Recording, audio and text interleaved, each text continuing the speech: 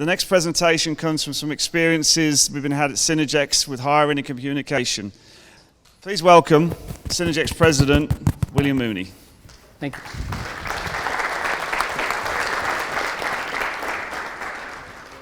I feel weird that this is like a keynote address because I've really never done a keynote. And by the way, I get to thank Steve for this idea because we were looking for a keynote speaker for this particular session. And I'm going to talk about this a little bit later on, where a conversation has been developing over the last, I'll say 6 weeks, and it was on Generation Y, Millennials. And we were having this conversation as we went out and started visiting all these different customers. And we were actually on a road trip. This was 2 weeks ago. And the next thing you know, I'm copied in on an email, and Steve is saying, I know who our keynote speaker should be. And Gabby's all excited about it, and it's my name to talk about this conversation and this presentation. So this presentation, or what we're going to talk about, is more than just millennials. It's a subject that we've actually been dealing with at our company for a long time, and it's just hiring in general. So just hiring and bringing in new talent and bringing it in. And so what I'm going to kind of walk through is where we are, where we were a few years ago, how we've made changes in our organization, and how we're continuing to make changes in our most recent change in hiring, which is with Jacqueline, who only started with us a week and a half ago. Actually, Thursday will be her second week in the company. And her second day into the job, and I'll talk about this a little bit later, I said, hey, I want to talk about you and how we hired you. And she was very enthusiastic about it because she's a millennial. And millennials believe that they can add value to your organization literally on the first day. They believe that, and they can, and that's what we're going to go with.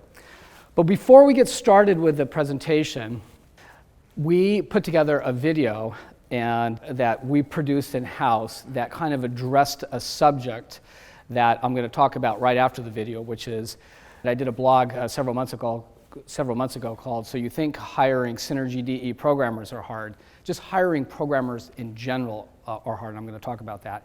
But we had some fun in this conversation, so we put together this video, and believe me, this video is, not ready for prime time? It's not ready for prime time. So it's an in-house production. But the star of this, I will say, Jerry, I'm going to just point this out right now. Jerry, who's here, Jerry he is the star of this video, so let's start with the video. Okay. Hi, Amy. Do you have any resumes for my Open Synergy developer position? I sure do. I have 2 here. I was just taking a second peek at. There you go. Where's the second one? You're kidding me, right? This is all you've got? No, there are a few more, but by the time I weeded out the ones that didn't have Synergy experience, went through your keyword list, or weeded out the ones with no college education, that's all that was left. So how many did you start with? A lot? Only 5. This is ridiculous. It can't be that hard to find a programmer. Can I see the job posting? Yeah, of course. I've got it here. I was just taking a peek at it myself. Let's see. Okay. It says they need to know Synergy and doesn't bore them with the information about the corporate culture or advancement opportunities or training offered. And it doesn't mention compensation. That's good, because that can sometimes be dicey. Well, all right then. I guess this really does capture what we're looking for.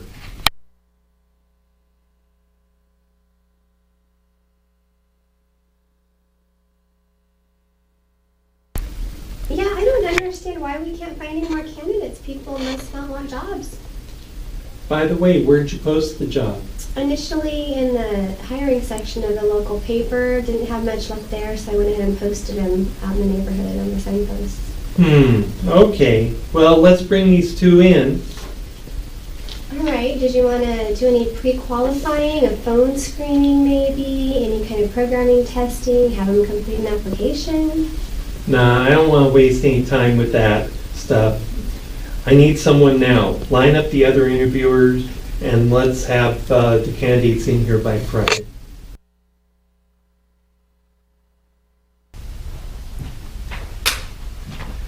Hi, Matt. Hi. Welcome to Procreate Software. Glad to see you. It's good to see you. So I'm going to take you on a brief tour before we get started. Hope you use the facilities before you got here. We have a lot to do. All I parked in visitor parking. I wasn't So sure. anyways, I just want you to take a quick peek around. Pretty old building, a lot of old cubicles. Please make sure to stay out of the restricted areas. There may be a little asbestos, we're not sure, so Okay. just beware. I don't understand this. I've emailed you this. I've asked you to do it 3 times. Will you just put the damn code in? Okay, Matt, so this is one of our development areas. We just found here that developers can be much more productive with dual monitors, SSDs, and lots of collaboration space. That's great. So this is where the C# developers sit. Synergy developers are in the basement. Okay, here we are. The Synergy development area. So Synergy runs on all of these different platforms. But make sure you don't get too close to that wall. Remember what I said about the asbestos? Right. And just look at all this documentation you have if you ever need to research anything. Wow, that's great. So is there going to be any Synergy training or anything to help me get up to speed? Oh, of course. Joe? Joe?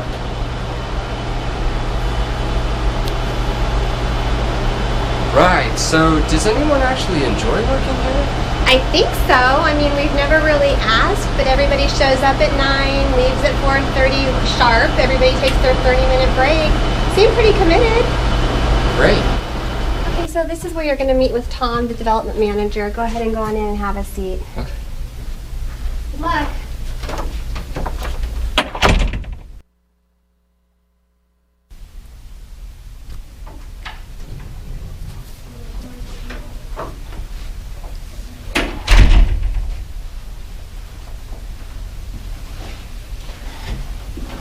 So it says here you know how to program in Synergy, is that correct? Yeah, I used the Synergy framework to create SharePoint extensions. It was a great starting point, and it was one of my favorite Coplex projects. No, I was talking about Synergy VBL. Oh, I thought they were the same thing. Well, did you bring your transcripts? No, Coding samples? no, Reference letters? no, I didn't. Sorry, I didn't know I was supposed to bring those things in, but I could get them for you. Have you ever seen ink blot tests? So I was going to Palm Spring University, and there's a lot of really nice teachers there. And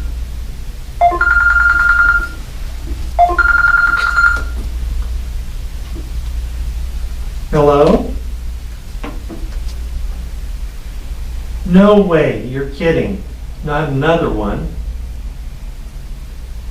Well, I'm interviewing someone right now. Maybe they can start right away. Just lost another developer, our Synergy architect. Do you know anything about architecting programs? no, I don't think I'm. Well, we better get you on board fast. Okay, well, I gotta go.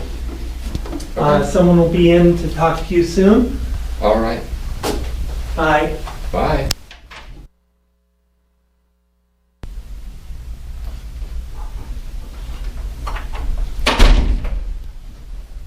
So it says here that you know how to program in Synergy. Is that correct? Yeah, well, I used the Synergy framework to make SharePoint extensions. So, did you bring in your transcripts? I didn't know. Coding samples? No, I don't. Reference letters? I don't. I could bring them in. So, have you ever seen the ink blot tests? No. Okay, that's all I've got. Oh, I did have some more questions, if that's okay. Okay. I was curious, what would I be working on here? Well, Synergy, of course. Synergy is a great language, been around forever. I mean, when I started here, it didn't even have integer support. I think they have it now. Can't say for sure because I haven't used it for a long time. That's interesting. Is there anything else that you can tell me about it? Well, it's a business language, a cross between COBOL, Fortran, Pascal.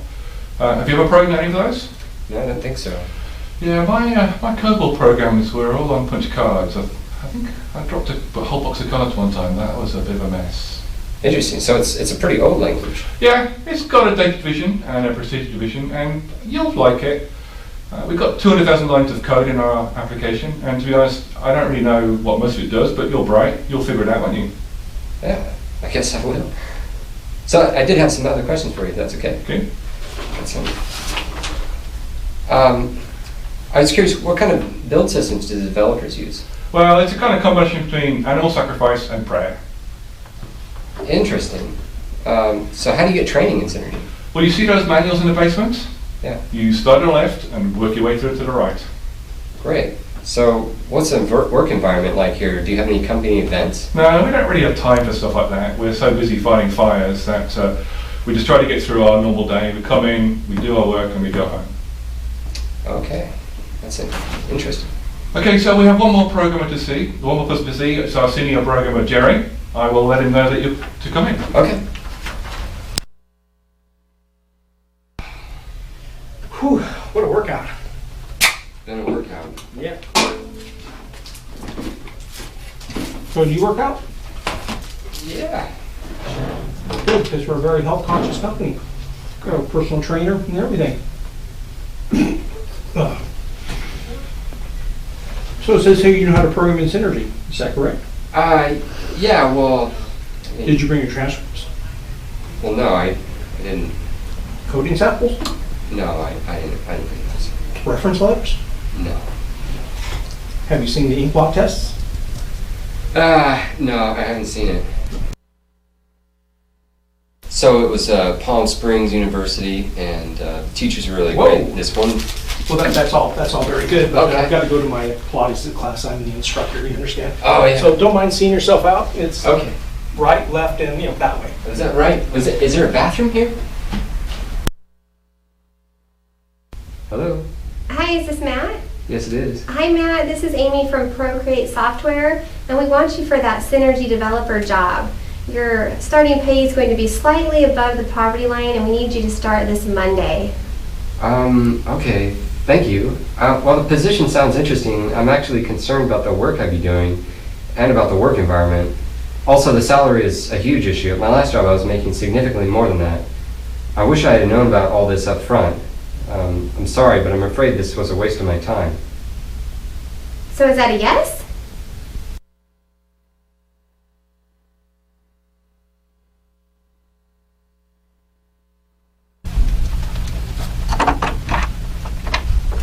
Hi, Amy. Hey, Mom.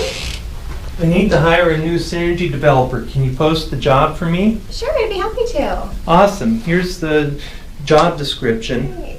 I spruced it up a bit from our old one. I want to focus on hiring a good developer. Okay. We can always teach them how to program in Synergy. Sure, sounds good. I'll go ahead and include some additional company information on this that shows a little bit about our company culture. Perfect. Thank you. You're welcome.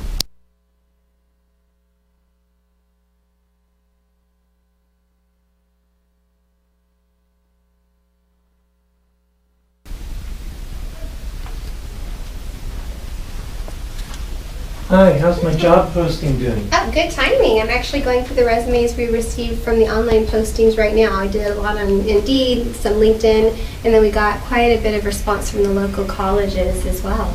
Wonderful. Yeah, so I've narrowed it down to about 5 solid candidates who I think have good programming skills. Not all of them have college degrees, though. Wonderful. Have they all been given the self-paced programming assignment? They have. Some chose to go ahead and do it in Java, and some chose C#. So take a look at the code, see how they did, and let me know if you want to move further into the process with any of them, okay? Thanks, I'll let you know. Sounds good. Hi, can I speak to Matt, please? Hi, this is Matt. Hi, Matt. This is Amy. I'm calling in regards to the application you submitted for the software developer position at Genius Tech. Just wanted to thank you for completing the programming assignment. I see that you used C# as your language preference. And just to let you know, this position will primarily involve working with the Synergex DBL programming language and tools, which is very similar to C#. So just keep that in mind. Does that sound like something you might be interested in? Yes, definitely. I would like to expand my skill set. As long as I provide good training, I feel strongly that I will be successful. Great. So the pay range, just to let you know ahead of time for this position, is $11,000 annually. And we were able to come to this salary amount based on comparing positions in this area through PayScale and Glassdoor. Does this meet your salary requirement? Yes, it does. That sounds like a great range for me. That sounds like a great opportunity. Okay. Okay, great, Matt. It looks like you've answered all the questions I had about your resume, so I would like to go ahead and schedule a time for you to come in and interview for this position. It would be with the hiring manager as well as a couple of his team members. Are you interested in doing that? Yes, an interview sounds great. Perfect. Would 3 o'clock on Friday work?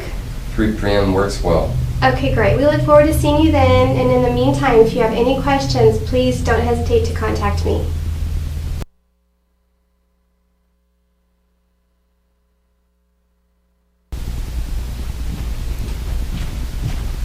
Hi, Matt. Welcome to Genius Tech. Hi, nice to meet you. You too. So I hope you don't mind. I'm going to take you on a brief tour before you go to meet Tom and the rest of his team.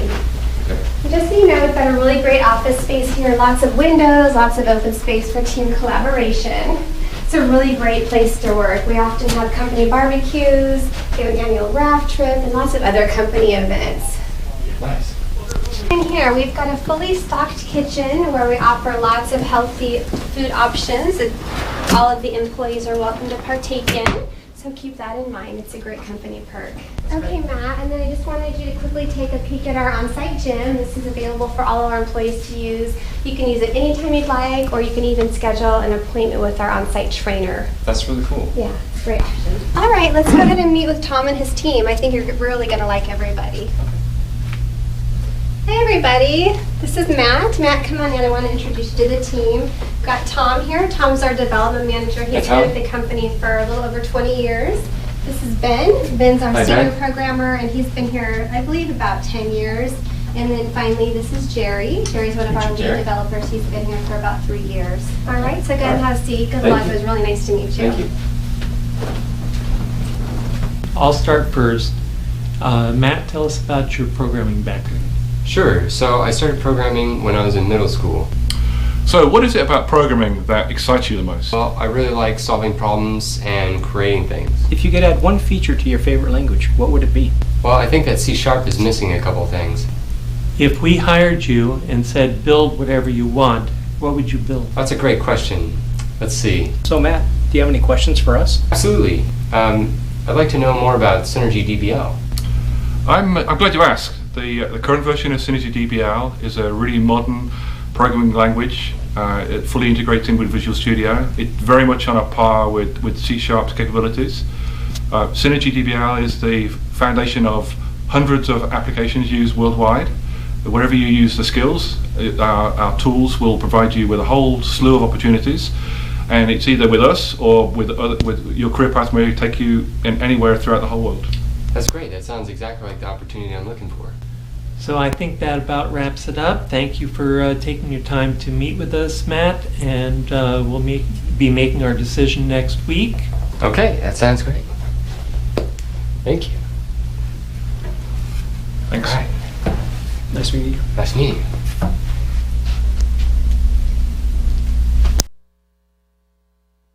Hello? Hi, is this Matt?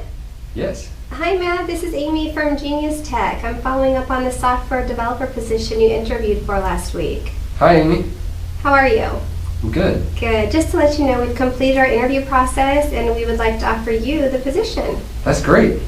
All right. So after reviewing your skills, your potential, we actually would like to offer you a bit more than what we had initially discussed, $11,001 annually.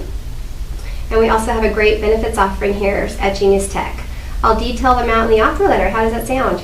That sounds great. Thank you so much for the offer. I'd love to join your team. Awesome. I'll send out the formal offer letter today. And just to let you know, in addition to our normal in-house training, we'll also be sending you to Synergex's annual DevPartner Conference so you can make some great connections and further your understanding of Synergy DBL. Is 2 weeks from Monday a good starting date for you? That's a great starting date for me. Thanks again for the opportunity. All right. We're very excited to have you on the team, and I'll talk to you soon.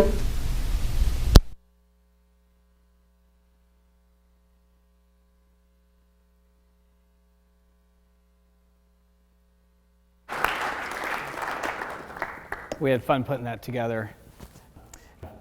Roseanne did the script, and she did a great job with the script. And I think, Gabby, you were helping with the script as well. There was a collaborative effort. One of the things I thought was really funny, I don't know if you noticed at the beginning, the name of the one company was Procreate Software. Yeah, Procreate. So, a little side story on that. When we were coming out with the name Synergy, or Synergex, we were coming up with all these different names for the company. And I really wanted to name the company Procreate, because I thought it was a great name. We're professionals creating software, and I thought Procreate would be great. And Roseanne said, if you name the company Procreate, I'm quitting today. So we didn't do that. So where this all started was, as I mentioned, I blogged a few months ago, because I hear all the time, hiring Synergy programmers is very difficult, hard to find. And what I've been saying often and hearing often is I think people are focusing on the wrong thing in hiring Synergy programmers. They should hire just good programmers and then train them. And what I learned is not only is hiring Synergy programmers hard, just hiring any type of programmers is hard. Just going out there and putting an ad, hiring, we're looking for programmers, it's just hard to find programmers, especially that want to program in applications. A lot of people who are coming, well, first of all, there's not a lot of people coming out of school that are coming into the programming market, and the ones that are coming out want to program in games. That's their main focus. They want to do games. I'm seeing lots of nods here. I think people can relate to that. So what we did is we kind of went back to our roots, and we went back and said, okay, we've got some really great people at our company that have been with us a long time. How did we all start? How did we get into the workforce, and what worked for us? And what we found was a lot of the people that have been with us is really one of their very first careers right out of school.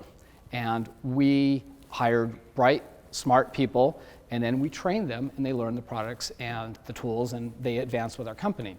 And so as we're working towards bringing in our next generation of people who are going to run the company and move up with the company, we said, look, let's go back and let's spend time investing into people who are just coming out of school and just look for smart, bright people. So what we started doing is we started going to the local colleges. We started going to job fairs in the area and representing people there, having the people who work for our company at those places and engaging in conversation. And all of a sudden we started getting a new generation, some new developers. If you looked at the screen last year, we hired 8 new people in the company, and we're doing very well with keeping those people, with one exception, and I'm going to talk about her down the road. Because I believe we made some mistakes, and because of those mistakes we lost her, and because she's a millennial, and that's kind of where this conversation kind of moved towards. So in that, we realized we also needed to kind of focus on what are our processes and our procedures to be consistent. Because a lot of times, I look at myself or a lot of people the way they hire. There's 2 things I hate about the human resources part. I hate hiring people, and I hate firing people. And a lot of times, hiring is the reason I don't like hiring, and I shouldn't say hate, but it's a lot of work to do it right. It takes a lot of time and effort. And we went through and we said, look, we need to come up with a very defined process so we can make it easier, but also be very consistent in hiring people. So we went through and we created our internal hiring guidelines. So the very first thing is to create a job description. Now I know a lot of these things, I'm going to go through these things and you're going to say, well, duh, okay? But there's a lot of companies that people go to work and there's no job description. So before anybody could hire anybody in our company, they have to either create a job description or update that job description. Because often what happens is someone will have a job description from 15 years ago for a programmer and say, well, here's the job description.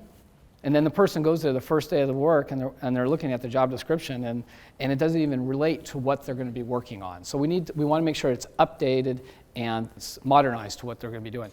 Next thing is compensation guidelines. So, some of our managers in our company, I'm going to hire for this rate, someone else is doing something completely different. We needed to come up with some guidelines and come up with some processes. And then through the video, we kind of use some of these tools to look and see what the pay is, because to attract people, you have to be paying them. That's why they come to work, and you have to make sure that you're paying them correctly. And in your particular market, your particular area, things are going to adjust, and based on experience, you'll be paying more or less. And by the way, the other benefit of bringing in a younger generation is not necessarily because you're going to be paying less money, but you are going to be paying less money because they don't have that particular experience, but they are very moldable at that particular point in time. But there's lots of other things that are very important to them that you can provide value, and we'll talk about that in a little bit. Complete a predictive index. Has anybody heard of PI or predictive index in here? So I see a few hands coming up. So PI is a tool that we started using about I want to say 4 years ago, 3.5, 4 years ago. And I'll talk about it, well, I'll bring it up here right now. What PI is it measures really in 4 different areas. It measures basically in dominance, in your extroversion, introversion, measures in sense of urgency, and it measures in diligence, how you follow the rules. And different jobs in the company require different focuses in these particular areas. So for example, if you're in sales, you're not going to want to have someone that's very introverted. You're going to want to have someone that's going to be able to go out and have a conversation. You're going to want to have someone that's going to have a little bit of confidence, so they're going to be a little bit more on the dominance level.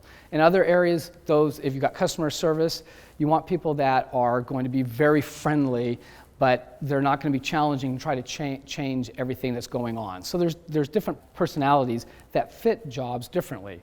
So the very first thing we do is we put together what's known as a PRO.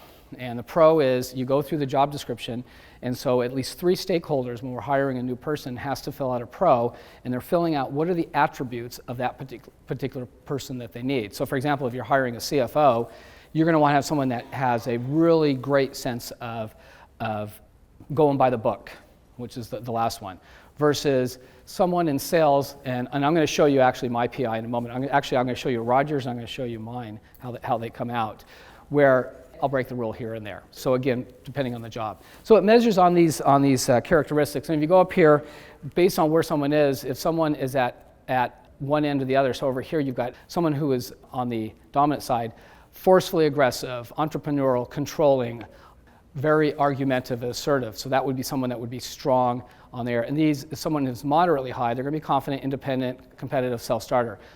On the other side here, strongly differential, docile, meek, unwaveringly cooperative. Okay? I don't think I'd want anybody that was in that particular corner. But anyway, so you have these different characteristics. So this is Rogers. Okay? So if you look at Rogers, he's all the way over there in that quadrant as far as aggressive and forceful. I mean, he really is. This is how he is. This is his sociability, okay? So from a perspective of being able to have a conversation, being sociable, by the way, the norm, it lines up differently for each different person. So this is the norm for Roger, and so he's just on that. He's friendly, he's easy to get along to, he's going to have conversation. This is his sense of urgency. He's answering your question before you're even trying to think of what you're going to ask him, okay? And so that's Roger, okay? And then this is his diligence. So he falls over here, so he's going to kind of go by the rule here. So this top thing is, this measures what he's actually hardwired in who he is. The next one measures how he's modifying himself. So he's bringing down, you look at his A, and he wants to go from this very forceful, I know everything, to being a little bit more humble. So he compresses. That's what he does every day when he goes to work. He does not modify at all his outgoingness. So when you see Roger being friendly, that's exactly how he is. He brings his sense of urgency down significantly as well. So he's a little bit calmer. He takes his time doing things. And then that's what he's trying to do. And then he's trying to be more diligent. This is what we see in him every day. So we see someone still confident, so he doesn't bring it all the way back here. So he's confident, still outgoing. He does not touch his sense of urgency. His sense of urgency is still, I've got this strong sense of urgency. And then his diligence changes a little bit. This is an incredibly valuable tool when you're hiring people, but also working within the organization. This has helped me with Roger like you would not believe. Okay, because what happens with Roger is, this is what we see. If I push his buttons, and I've been known to do that a time or two, okay? I push his buttons, and what I'm going to see is, I'm going to see this, because he's modifying his behavior. But if I push him too hard, he's going to go to who's naturally is. And a lot of times when he's getting ready to go to the Philippines, he gets stressed and he gets in those modes, or especially when I'm trying to get to a release. But he's gotten way better on that. But it's also helpful for him. Okay, so everybody, we share this with people, so it's helpful for him and for other people to understand, hey, Roger's just being Roger, hey, dial it back a little bit, and you can have a conversation about this. But again, going back to hiring, it becomes a very valuable tool for hiring. And just for fun, and I won't spend too much time, that's what I am. So Sharon, so here, this is my A and my B, this is my sense of urgency, and then this is my going by the book, so to speak. I try to dial back my A. My B, I'm trying to be a little bit more outgoing and friendly. This is 3 years ago. And then my sense of urgency really doesn't change, and my diligence doesn't change. By the way, on this one, I always like to measure this. The way I like to describe it is, we have some people that will fall over in this area here, and other people that are they'll come over here. The way I like to indicate this one, if you show up to a red light, it's 2 o'clock in the morning, no one's around, you get to a red light, and the light's supposed to turn green, and you're sitting there hanging out. Someone like myself, I'm gonna probably wait 10 seconds and say, the light should have turned now, I'm gonna go. So that would probably be where I'm at. Someone that's in that far right area, they're gonna be sitting there waiting for the light till 3, 4 o'clock in the morning. Because the light says red, they're not gonna go. And then if someone was way over here, what they're doing is they're running the light, they're saying there shouldn't be a red light when it's 2 o'clock in the morning. Okay, so that's kind of how I look at that. So it's a great tool for bringing and hiring people. And by the way, it is just a tool.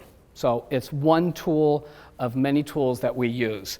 So we don't want to look at this thing and say, this is the end all, but it is a tool, because when you're doing the pro and you're matching people up, it's very difficult to find a pro in all of your candidates that's going to match exactly to that. But there's tools in there that you can ask specific questions on the areas that don't meet what you're trying to look for. So again, it's just a tool. Advertising the position is pretty straightforward, but we have expanded.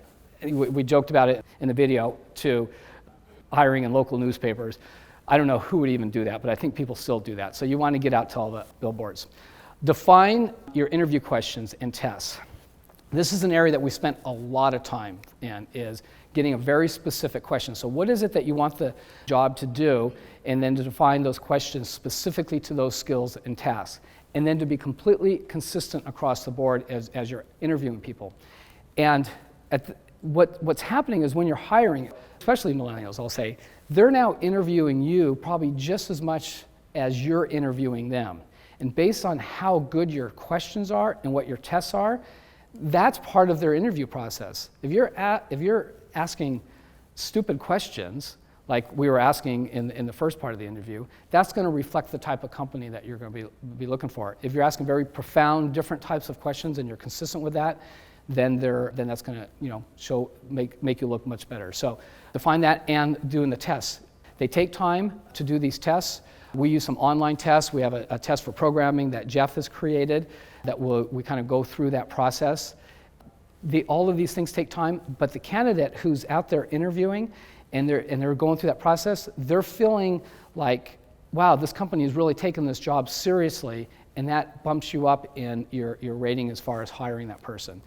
Review resumes, CVs, have potential candidates complete a job application and the PI survey. So at this point, we want them, so someone sends their resume, and again, these are our hiring guidelines. Someone sends a resume, well, just because what they put on their resume doesn't mean that that's actually who they are and what their job is. So part of our hiring process is they have to fill out a job application. And the job application then goes into, this is how much they're making, this is the start date of their previous job, this is their end date of their previous job, and you're getting much more clear, specific information. So we go through that.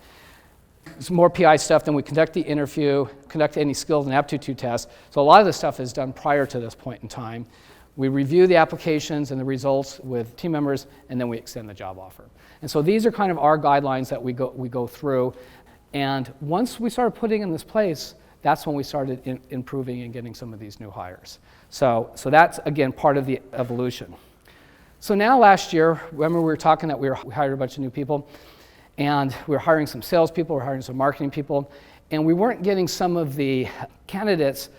We've been doing a great job on the technical side, but now we're starting to expand on the marketing and sales side, and we weren't getting as many candidates as I was hoping to get. And because I hadn't spent time developing the relationships with the colleges like our development team have been doing. So my assistant back there, as we're putting out there, I thought this was pretty funny. She came to me and she says, "You guys think you're cool, but you're really not. Now let me show you some really cool companies." Because here, up to this point, we're talking about our culture. We're talking about how we have a gym and we provide food and we do all this stuff. And she goes, "Here's what millennials are looking at." And she started showing me these websites of all these different companies. And it's like, oh my God, that's what I'm competing against? So we then went through and started updating the look and feel of our website, putting in more employee pictures, putting in pictures of some of our parties. We would never dream of putting pictures of us going down raft trips as part of our company. But we started doing that, and because that's what they're looking at. Millennials, they're looking for life-work balance, and they want to be in an environment that's fun. And we're a great company for that part, by the way, because part of our values is to provide a work environment that's challenging and fun, because people will spend more time at work than they will do anything else in their entire life. And so we've always believed in having fun at work, but we weren't marketing that. So if your company has a culture of fun, you need to market that and let them see that, because that's very, very valuable to them. So at that point, we updated our website significantly, changed some of the verbiage. In fact, in our ads, when we promote in the job description, we'll talk a little bit about the company, and we'll say we provide some really cool benefit, and we even put it in there. Not quite Google-like, but almost there. So we kind of make fun of it, and we add some humor to that perspective, just even at the website level. So we've done that. So Gen Y, okay, how did all of this get started? So a little background. There's a company that has asked me to facilitate their planning meeting, their annual planning meeting for, I've been doing it now 4 years, so next year will be the 5th, if they invite me back. So far they keep inviting me back. And one of the issues that they're dealing with is they have a 30% turnover rate. They turn over 30, they have approximately a little under 30%, because they have around 115, 116 employees, and they turn over between 30 and 35 employees every year. And I was shocked. I was just absolutely shocked when I first heard this figure. And they said, that's normal. I go, there's no way that could be normal.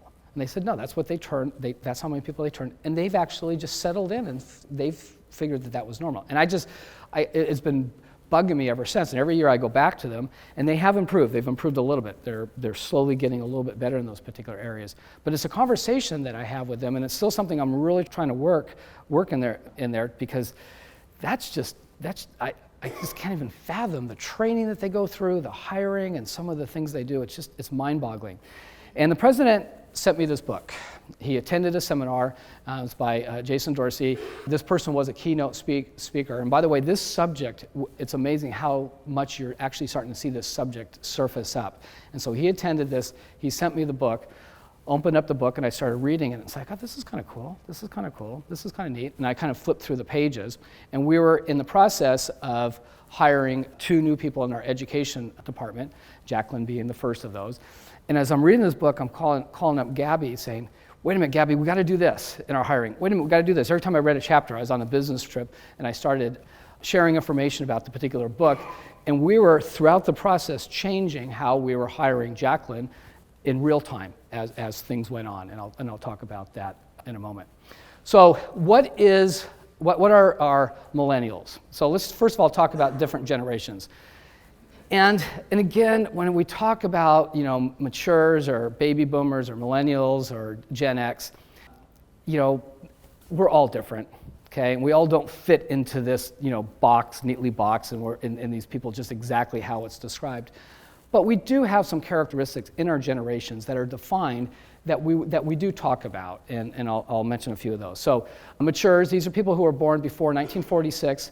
And by the way, so what defines a generation is big events that happened during their lifetime. It's not a certain number of years. These are events that happened that were part of their generation that made an impact on them. So the stock market crashing, we've got World War II, Pearl Harbor. These are things that kind of define the mature generation. Some of their values, they're traditionalists. They're also known as the silent generation. Some people refer to them as the greatest generation on earth. I hear that one often.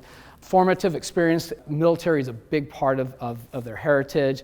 Strong sense of duty and honor. And I mean, you still see to this day when you see like Memorial Day parades or any type of events, you'll see people that are very, very old going to those events. You wouldn't see anybody young out there, but you see people that are from this generation going to these Memorial Day parades and things of that nature. Waste not, want not, take pride in doing a good job, don't feel the need to brag. And so I want to go back to this generation, because this generation, I'm not going to go back because I haven't moved forward, so I'll stay here. On this generation, when I first started working for Synergex, and it was DISC back then, I was 23 years old, and I took a class called Psychology of Selling. And when I took this class, there was a couple things that was really interesting about the class itself. I had two takeaways from that day. It was an 8-hour day, but there's two things I took away. One, just on a side note, I thought it was very interesting. They had the 10 reasons why people buy things. So number one was convenience.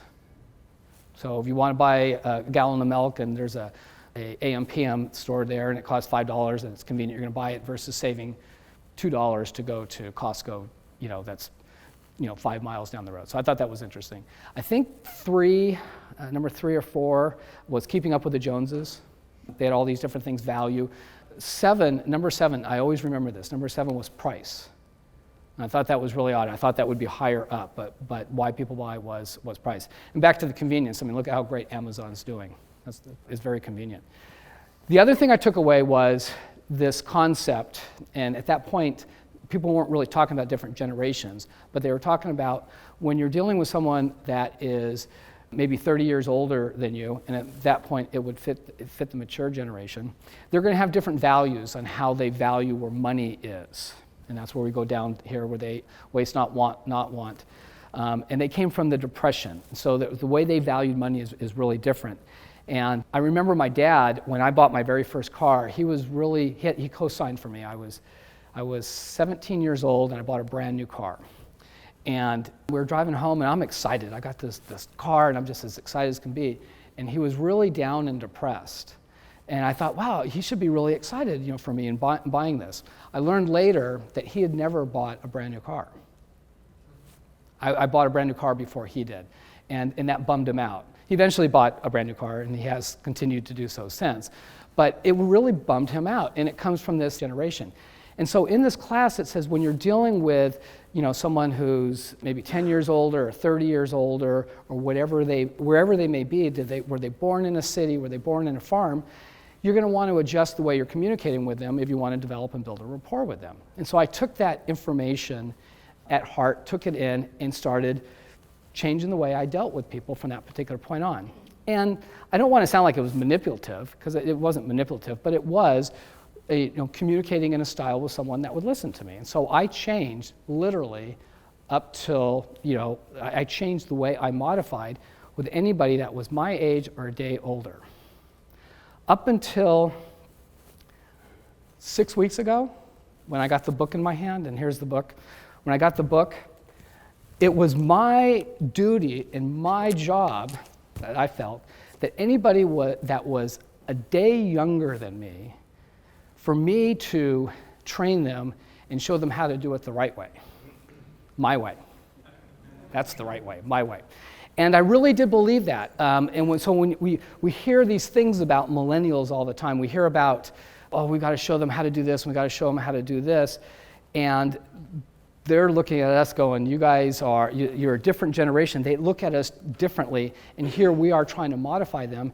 And when I was reading this book, I said, oh my God, why am I not modifying my behavior to respect their generation? And that's when a light bulb, and that's when things really changed. And that's when all this work that we started doing is, wow, they have their values, they have their things that have happened, why they are the way they are. And by the way, millennials are the way millennials are because of the way we raise them. They are exactly the product of how we raise them. In our true and genuine desire to make their life easier, we took away the ability for them to solve problems. We solved them for them, right? There's a story in the book I think it's really funny. You go back then, if you got in trouble in school, okay, I got away with that, but you were scared to death to go home because of what was going to happen when you got home. Now today, when someone gets in trouble at school, the school's waiting for the 2 lawyers to come up because the parents are going to bring them in there and fight that fight for you, and they're going to take care of it, and you're not going to have to worry about a thing. And next thing you know, look, you're going to be saved. So at this point, I've really modified and changed, but it really started back when I was 23, and I remembered this, and all of a sudden I'm reading this book and saying, oh my God, I did this back then. Why wouldn't I be doing this now? And so So that's the mature generation. Baby boomers, that's probably the majority of the people that are in this room, baby boomers, okay? So what influenced us? The Cold War, the end of Vietnam, civil rights movement, landing on the moon, okay? All of us that are baby boomers, we can remember the day when we landed on the moon, okay? We remember that moment that happened. So, because if you go back as far as age-wise, 64, I was born in 60, so I'm kind of at the tail end there, but I remember that day like it was yesterday. And I think I would have been 9 years old at that particular point in time. If I was, 6 or 7, I'd still remember that, and that's why you get into the 64 time period. So those are what has happened here. And by the way, on the baby boomers, I think that there's a bigger thing that has happened with the baby boomers, at least from my perspective. Up to that point, if I would have had a conversation with my dad, do you think you could put a person on the moon? He would have said, no way. At that generation, they wouldn't have believed that could happen. We saw them land on the moon, and at this point in time, what I think changed in our generation is we believe anything can happen. We're watching Star Trek, and we saw this happen.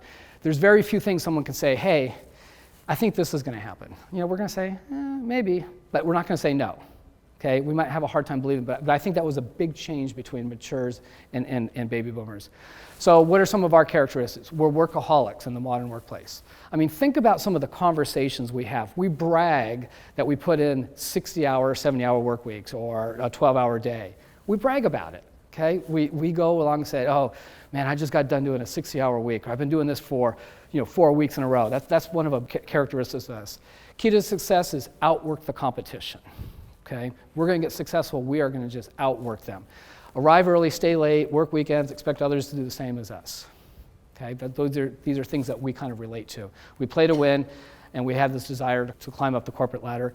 And for the most part, most of us, when we went into the career, planned on being with the company.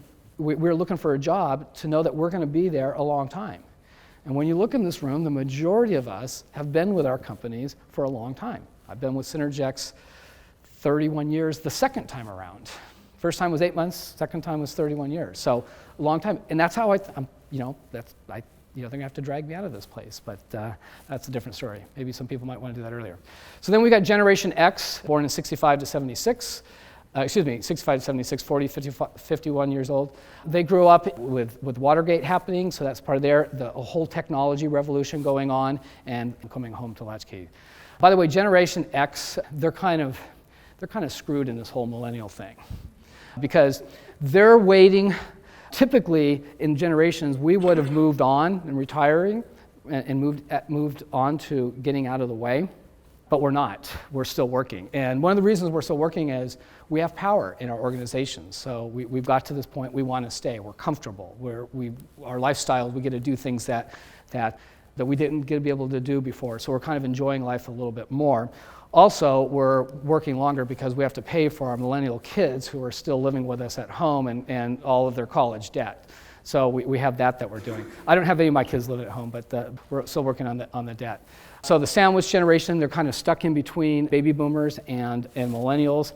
They're waiting and waiting. They're waiting to move up the organization, but we're not moving out. So, and by the way, where a lot of our focus is with the millennials because we see that as the next generation. So that's where they're in a difficult situation. Very skeptical, they witnessed the downsizing. So Generation X was really the first generation that went into the workplace not planning on working for the company as a career.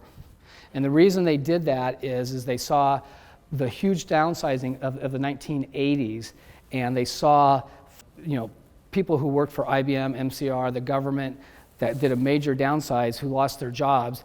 And they said, look, I don't want to owe anything to anybody, so I'm going to be very thrifty, and I want to be able to move jobs and not get myself in a situation to see what happens. So they were the first generation that kind of entered that marketplace. And according to the book, the one thing is people think that Generation X, they're not loyal. They're not loyal to a company, but they're very, very loyal to an individual. Again, according to what the book says. So they will stay and work for a particular individual, and that individual leaves, according to Jason, they'll follow that particular individual. Double check everything. They take nothing at face value. So, okay. So these are people who are born between 1995, so they're going to be 21 to 39 years old. And by the way, when we talk about the generations, if someone is within 5 years of a generation, they're known as a cusper. That's according to the book, a cusper. And they'll take a characteristic of either the generation of where they are or the next generation. So you could have someone that is 38 years old, 37-year-olds that takes a characteristic of a Gen X. And I'm not sure what the next generation is going to be called. Is it Z? I think Z, yes, we're getting Z back there. So they're part of the baby boomer parents. So they're children of the baby boomer parents who, we were the ones that were trying to solve all their problems, right? So that's what they're dealing with. We've got the World Trade Center and 9/11. And I added this just a little while ago. I had to put this in there because it was really interesting when this slide came up. There were several people that were going back and talking to the guys back there and saying, look at Synergy plus Visual Studio equals a dinosaur. It's like, God, so we're dinosaur, and you hear about that all the time. Oh, you're in a dinosaur language. And I thought that was really interesting. And then when talking with Jeff and Marty, they're saying dinosaurs are totally cool. So it's kind of a generational thing right here, right before our eyes. We look at our baby boomers, we look at dinosaurs and think negative, whereas a millennial, they think it's positive. And they're out there just talking about it. So I thought that was interesting. And obviously, the World Wide Web. So some of their characteristics, they are the biggest number of new employees that are coming in the workplace. It's going to be unbelievable how many are going to be coming in the workplace, especially as we move out. They're coming in. It's the fastest growing number of people coming into the workforce. Also, by the way, there's another thing too, just to be aware of all of this. This is one of the first times in history that we're dealing with multi-generations in the same workplace. There's some organizations where actually all 4 generations are actually in the workplace. Most places will have at least 3 of us in there. So we have millennials, Gen X, and baby boomers. There's some people that still have matures in their organization. I've got 2 customers, they're 82, 83 years old, and these guys are just programming away like there's no tomorrow. They're not going to leave. So if they can dream it, they can achieve it. We told our millennial children they could do anything. They could do anything and be anything. One thing we didn't tell them, though, is how to do that. We told them they could do that, but we didn't show them how, and that's where we get to come in here. So we have that. We think of Gen Y and millennials, we think that they're really technology savvy. Baby boomers in general think of them being technology savvy. And that's actually not true. They depend on technology, but they really don't necessarily understand how it works. Okay? And we understand how it works because we kind of grew up with it, but they just depend on it. So that, I thought that was an interesting point. They're outcome driven. They don't expect to work for one employer their entire career. And that's what this book is all about, and it's called Why Sizing Your Business, is how to change that, how to get them to where they are part of your career much longer. And I'm going to show you a few things that we're already doing differently to do that. They outspend what they earned, and that's because, again, we've had to solve a lot of that. We've taken care of that for them. They really haven't had to be able to spend for things on their own. And again, I'm using generalization, but these are things that we've had conversations, and it's a common conversation that does come up. They don't feel they need to pay their dues, okay? And as a general characteristics, they have that. They believe that they can bring immediate value to the company on day one, and they do. They can bring value, and they will do that. This part here is really interesting, and in the next slide I'm going to talk about is Jessica, is their work needs to be relevant. If they don't feel that they're doing relevant work, they will leave. They really need to feel like they're providing value to the company, and in the next slide I'm going to talk specifically with that. And they're really big into providing community service and values and movements that are going on in what's going on in the world, and they will spend time in that, and we need to be conscious of that. So we've talked about this. I've got up here Jessica. So Jessica was a millennial that we hired right out of school. She started with us last February time period. She was working on our Salesforce.com implementation. And prior to this point, we had 2 people in that department, and so we replaced them with 2 people because they moved on, and we had these 2 new people came in. And Jessica, we had a backlog of stuff that needed to get done, and between these 2 people, they got this backlog of stuff done. And I kind of got to know her. She was, because I'm doing things that we needed for Salesforce.com, giving her projects, and she was jamming these things out really quickly, getting them done. And there would be a book on my desk, and she goes, what's this book? And she would take it, and she would read it overnight, come back the next day, have it done. And it's like, okay, I've got this great library of book collection. So I started giving her these different things and started working with her. But we didn't do a very good job of planning and having projects for her, and she got bored. And we were just creating projects just for the sake of creating projects so we could keep her busy, because the backlog was done, and we had these other projects, this whole cloud licensing thing that's getting ready to come into play. We were behind on that, and so she was supposed to move into that, and she just got too impatient. And she said, you know what, I always wanted to, when I graduated from school, I wanted to go on a 2-month road trip across the United States, go to every city, and then I wanted to do a road trip, and then I wanted to come back and take a couple months to find my perfect job. And I just couldn't believe that. I mean, that was just hard to fathom. Can you imagine back us saying, hey, look, I just graduated from school. I'm going to go take this road trip across the country, and then I'm going to take 2 months to go look for a job. If I could get a job, I'm taking the job. And that, because we needed the job back then. It was in the early 80s, and it was a depression. Jobs were hard to come by at that particular point, at least for me, they were. So all of a sudden, as I'm reading this book, I'm realizing there's so many things that we didn't provide, direction, guidance, given her things to do and projects. If we had done a lot of those things that I'm now reading about, I'm convinced we'd have Jessica still here with our company. And because of that, we're making changes. I still have a goal to get her back, because she's a great soul, and I want to get her back. And so I'm just spreading it out there to Marty and Jeff and all these guys. If you run into her, let her know I talked about her and I want her back. So we're going to work on that. She has a great soul. So now we're going to go into Jacqueline. So Jacqueline, so what are we doing differently for how we're changing things? According to the book, they say that a millennial will choose if they're going to stay with your company long term before noon their first day of work. Before noon their first day of work. And I believe Jessica decided on her first day of work that she wasn't going to be with our company for a long time. I wasn't going to let that happen with Jacqueline.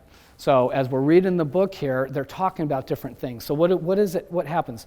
So let's look back to our first day of work. Okay, first day of work, we show up. Hey, here's your job. Go figure it out. Right? That's kind of how mine was. You'll figure it out. You just got on with it. Okay. Your parents might have known about your first day of work, maybe at Thanksgiving or Christmas, or maybe at the next Sunday dinner, a couple weeks later. Hey, by the way, Dad, Mom, I started a new job. Oh yeah, whatever. Because we didn't have these conversations like we do with our children then. So what's the company like? Oh, it's a company, okay. And then you just moved on the conversation. A Gen Y's first day of work, before an hour at work, they're being texted by their boyfriends, girlfriends, parents. How is it? How is it? What's it like? And they've already done all this stuff, and so they're now responding to that. They're either responding of, hey, this place sucks. Does anybody have any jobs out there? And they're already going on the online job searches looking for stuff. Or, this place is awesome, you should come work here. And by them making those responses, that's deciding how long they're going to be working for the company. So you've got to make their first day memorable. Okay, and that's what we did. So in the book it talks about having a business card their very first day. Just on their very first day of work, having the business card. You're going to get the business card anyway. And if you're not doing business cards, I'm going to recommend that you get business cards and have it there their first day. Jacqueline was really funny. After she was kind of interviewing us, because she went through this process, she called up Amy, and Amy was in the video, and she says, are you guys a Starbucks type of company or a break room type of company? And Amy didn't really know how to answer that, and she said, well, I think we're a little bit of both. Some people go to Starbucks, we have a break room. And I learned just recently, she just wanted to know if we had a break room. That was part of her question. Do we have a break room? So what we did is, I was talking to Gabby about this, and I said, what we should do is get a Starbucks gift card and get some of our K-Cups and put it in a box and said, hey, you asked this question. We don't know what type of person you are. If you're a break room type of person, we've got these K-Cups. Go enjoy the break room. If you're a Starbucks, go over with a group of people that have Starbucks. And that made a big impression on her. We got a plant that we put together, and Gabby wrote this plant on there and said, looking forward to you growing with our organization. We got one of our new Synergy water bottles that we have here, okay? So we got her some chocolates and some things. And the other thing it talks about is when you hire a person, don't start them on a Monday. Okay? So think about Monday. You come in from the weekend, you're dragging in work, it's Monday, and you got all these fires to put out, and by the way, this new employee shows up. How much attention is that new employee going to get? Okay, because you're dealing with all your other stuff. So it suggests any other day but Monday. So we chose Thursday. So gave us time to really get ready, kind of Thursday, it's a great week. Then she comes in Friday, and then she gets the weekend off, so we specifically chose Thursday as the first day of work. We happen to get lucky. We happen to be having one of our developers, they put on a barbecue once a month, and they happen to be doing it on that Thursday. So her first day was like, wow, this is great, you know? So she had this barbecue, she had all these different things going on. But I know for a fact, Tara taking pictures with her text, and she's sending it to friends saying, hey, this place is great. And she shared with me later that this was one of the best first day experiences she ever had. And that's going to made a big impact on her. So make those changes. One of the things before they even decide that they're going to work for you is they're looking at your websites. Your branding and what you do and how you market yourself is so important to them and how they view you. Same thing with your customers, by the way, but also for hiring people. This is, of all the people in the room, the responsive is just almost half of you guys do not have responsive websites. So little over half, I'm guessing that's 55, 60% have responses. The rest of you do not have responsive websites. A millennial is looking at your site on their device. They're looking at the web, but they're also looking at your device. So if you're trying to hire a millennial and your site is not responsive, then so we go back to hiring C# programmers, hiring Visual Basic programmers, whatever hiring.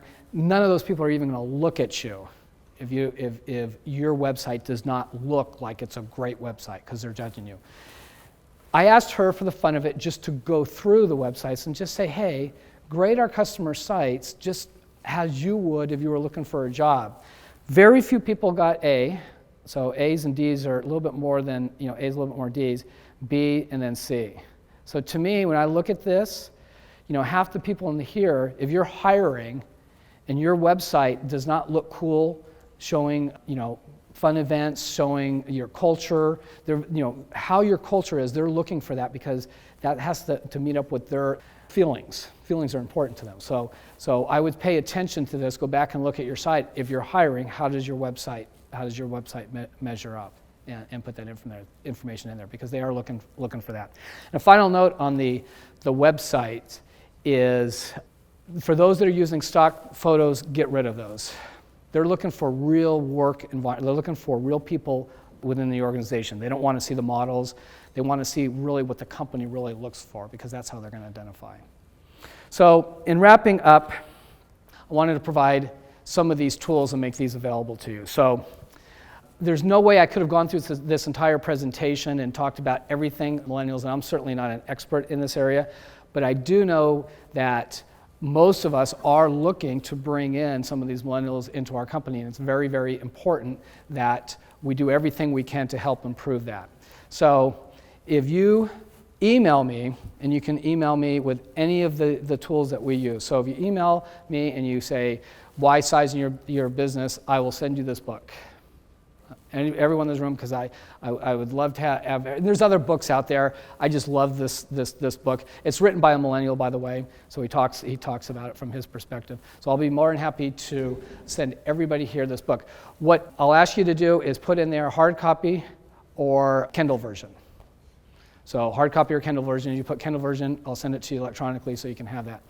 Our hiring guidelines, if you're interested, I'll share what our hiring guidelines are. So just put hiring guidelines, and I'll share that, and I'll just go through step by step. PI, if you're interested in that tool, and by the way, there are some other tools. There's one called DISC. That's another tool that gets used out there. There's Myers-Briggs. Myers-Briggs is not something that works in the business place. PI, from what I've been told, they're the only organization that if you use it as a hiring tool and you decide not to interview a candidate because of the tool, it's defendable in court. I don't know if that's true or not, but that has been told to me. But if you're interested in the PI, if you put in there just PI or predictive index, if you send it in the email, I will send you a link. You can do the PI. You'll get your own report back, so you can just see, hey, that PI thing that Bill was talking about, that's a bunch of baloney. let me see if I can do this thing. And it's funny on that note, Jacqueline when she was getting the PI, she went and looked it up. Most employees will look it up. They'll do some research on it. And she was trying to trick it, she said. She was trying to do the right answers in there. Supposedly, it's kind of hard to fake out unless you're deliberately just marking stuff. But if you go through it, supposedly it will discern who you are and what type of person you are. So if you're interested in that, or send any of those, email with any of those information, and I'll be more than happy to send that. So with that, I'm going to close this up. Does anybody have any questions? Yes, Walter. So the part that when you develop that aptitude test, yes. So we have a lot of the same tools, but that's the one glaring thing we're missing. The aptitude test. Yeah, and can you kind of just quickly talk about the process involved and how you came about? I'm going to actually ask Jeff to talk about that on the programming test and what he's done. So, yeah, and on that note, we're trying to put it in a form that we can actually share with you guys. And so, Jeff, maybe you could share. Yeah. So essentially, we just sort of found ourselves in a position of, well, we have to come up with something, and these multiple choice options that we seem to be paying people money for aren't really being very helpful. So I decided we could come up with a test that could be done in any language relatively easily by, take some relatively simple problem that doesn't require any domain knowledge to solve and isn't just some kind of, math trickery or mind games that you're playing with the person that's taking the test. But it's a sufficiently difficult and takes a little bit of time to actually work through. Most of what you're actually doing is sort of watching how they solve the problems, how they interact with the tools that you've given them. It's more interactive than it is a result. So someone can essentially fail, but have generated a correct output. It's entirely possible to have the program run from start to finish, and wow, I don't know where they learned how to do stuff, because it's not going to work for anything even slightly more complicated than this. So it's a relatively short text file, and we've shared it out actually with a couple of other customers, so we can certainly send it your way as well. But the majority of its value is in the interactive part. The way we do it is they're remote, and usually it's like a virtual machine on my desktop at work, and they are remoting into that virtual machine, so I can just go check up on them and see what they're doing, and just sort of reconstruct what I think their thought process was on how to solve the problem that we've given them. So on that note, if you add to the email and just put our programming test, we'll follow up and get that information to you as well. So just put programming test and specify what language. I think that's in the information that Jeff put some information in this. So, okay. And you may want to have, if you want to measure, you may want to have someone already in your organization take it, and that kind of can be your benchmark. Okay. Any other questions? Well, great. Well, I hope you enjoyed that, especially the video part. And if you're interested in the video, it is on YouTube, so you can hit that. And thank you for that. So thank you.